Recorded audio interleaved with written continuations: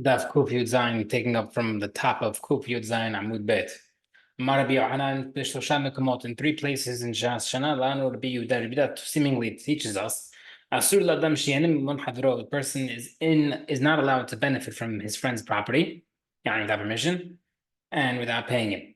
Hadatan, the first case is our Mishnah, that you can't build a house by yourself even if the ground level guy doesn't want to help you build it. You can't just build it without paying him.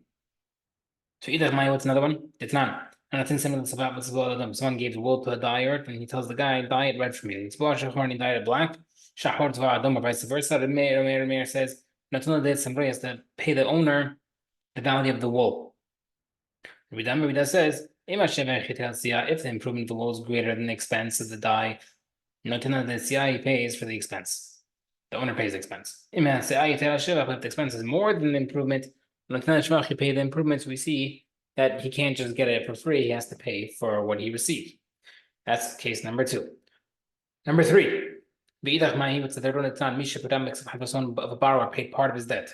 And he deposited that document with a third party. All right, so Reuven borrowed $100 from Shimon, paid $50, and he gave the document to the third party. But Amar Lo told the third party, if I don't give the remainder of the money to the debt, the last $50, now until let's say 30 days, give the lender my document back, which allows the lender to collect another full $100.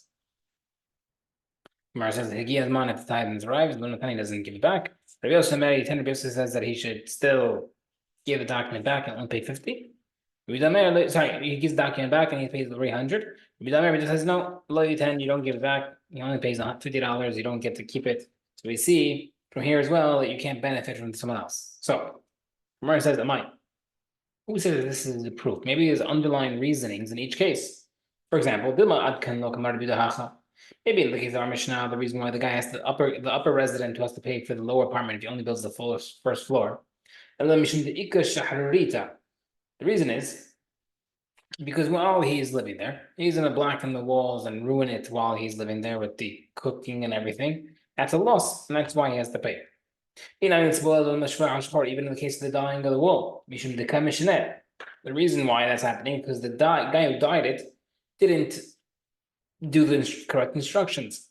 And Bhatan Mishnah says, whoever deviates from the instructions has the lower hand. That's why you have to pay. Also in the case of the last case regarding the debt, also not a proof. The reason why you don't have to pay is because it's an asmachta. We said earlier, like an asmachta is like a case where someone promises something, thinking that he's going to follow through. I promise if I don't do it in 10 days, I'll pay $1 million. So over here, if I don't pay the last $50, you could charge me the $100 again. Obviously, he's saying it in a way that he's sure that he's going to do it, but if he doesn't do it, it's considered an asmachta. We see from Rabbi holds an asmachta is not koneh, and that's why he doesn't have to pay the full $100 rather than the remaining 50. In the case where the first floor wants to change the structure of the apartment when he's rebuilding it. So, if he wants to do a bigger stone, gvil stone, which is 6 tvachim, then why not? The guy on the second floor has no complaints. Big gazit and shemina, but if he wants to go from 6 tvachim gvil to a 5 tefa gazit, that is downgrading the structure, then he can't do it. If he wants to do kvisin, which is a type of 3 tefach brick, then we let him do it. If it was levanim, if levanim in shemina, but if it was a levanim bricks, which were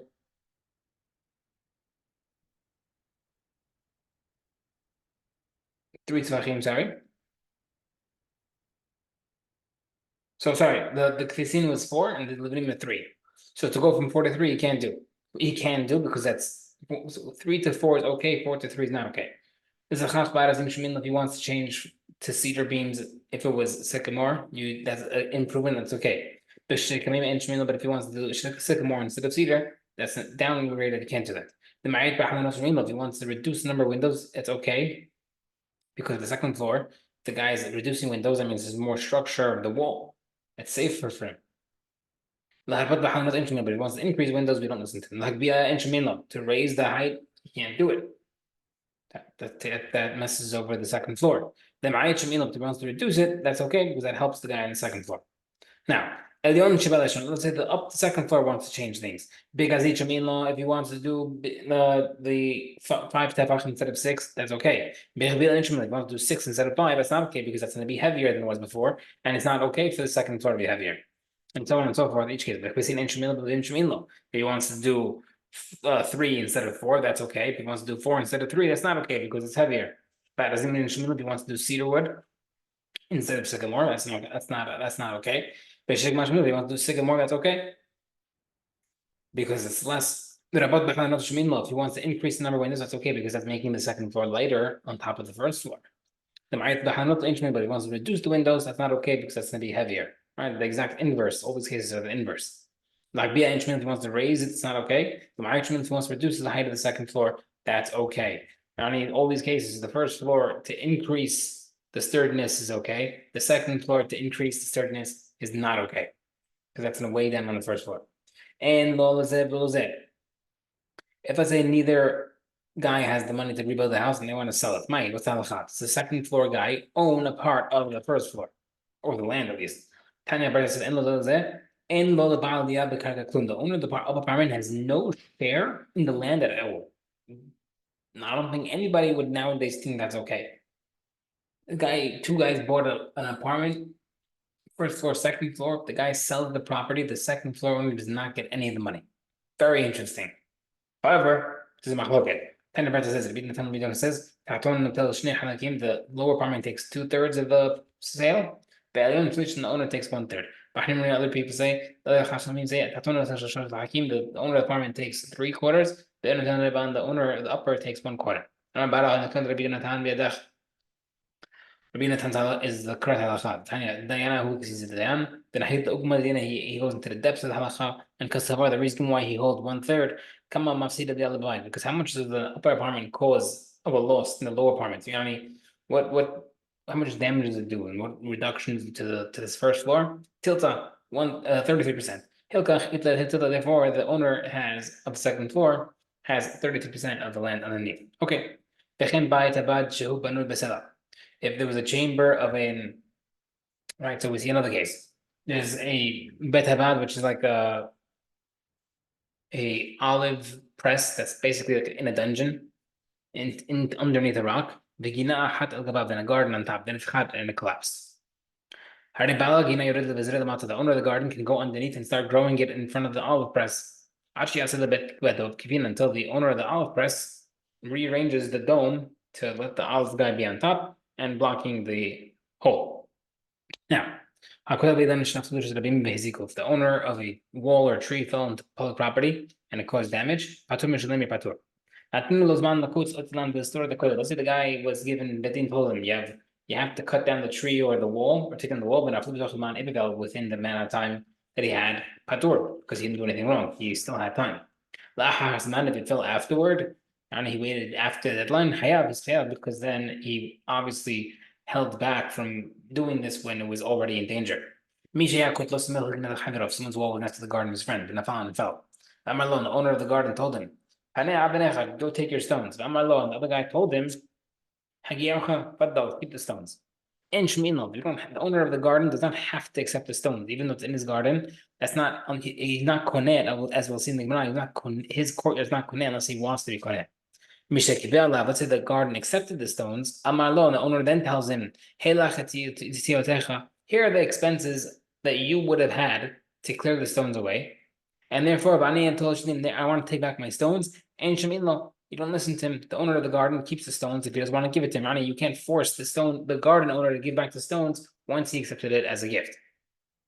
As compared to the boss his laborer. Last with him to help him gather straw or whole straw. And the laborer tells him, pay me. Amarlo tells him, take the amount of straw, let's say $1,000 of straw as your wages. And Shemila doesn't have to do that. If he wants cash, he can accept cash. If he agreed to take the straw, and then the employer tells him, here's your cash. Instead, I want to take back my straw. And Shemila does not listen to him because he already accepted the straw. You can't force him to take cash now. So now, Similar concept before with the houses. Now we're gonna have the similar concept with the olive press. So nifhata, how much of the roof of the olive press had fallen in order for the Mishnah halachot to apply?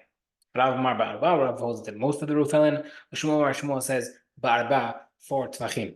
Rav holds that most of the roof fell in, and that's when the guy can start working in the olive press underneath. But only 4 tvachim, he can't. Why? Because a person can do partially upstairs and partially upstairs, partially up and down, like we had at the house. But Shmuel says only 4 tvachim, because a person is not expected to go up and down and work on 2 different levels. So, how come we need both cases of this and the case of the apartment of the first floor, second floor, with the guy able to go to the tenant? We have the same exact machloket, the 4 tvachim and the most. So why need both cases? The Ashmin and Dira, if you only mention the case of the living in the apartments, maybe only there Shmuel would say that 4 tvachim is expected because because maybe over there people don't usually live on 2 different floors. Regarding to planting, maybe the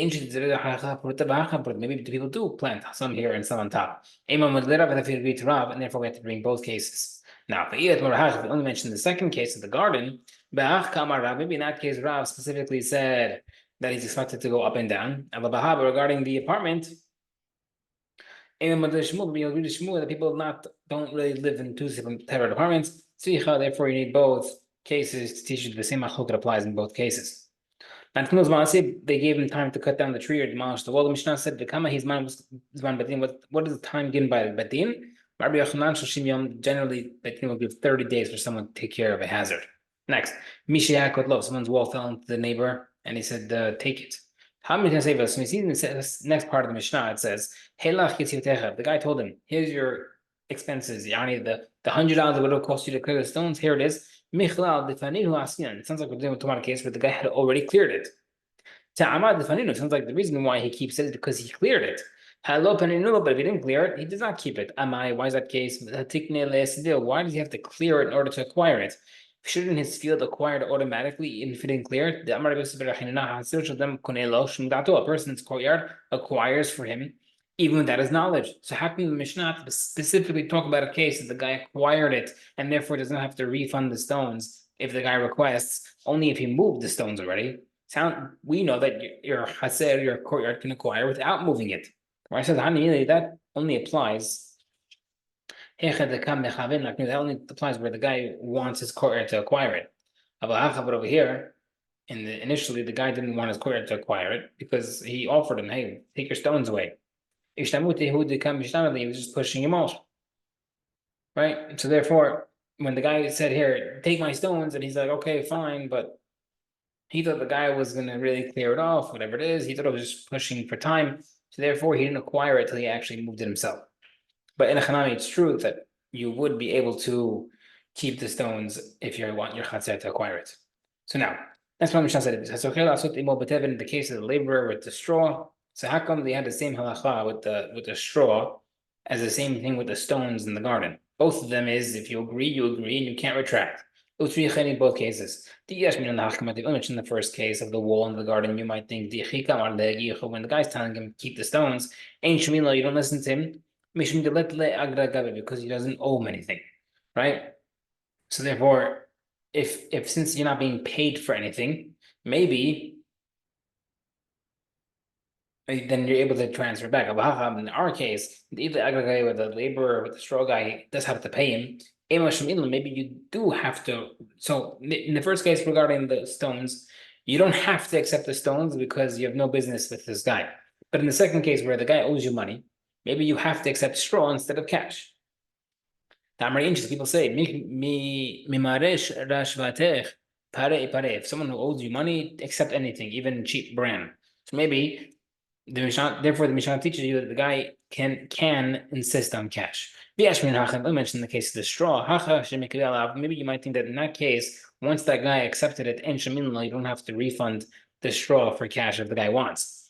Because the guy has a claim to pay him. and therefore he already acquired it. Let's say in the case of the garden where there's no payment happening, maybe the guy does have to refund the stones if the guy wants it. Therefore, the Mishnah needed to teach us that you do not have to return the stones.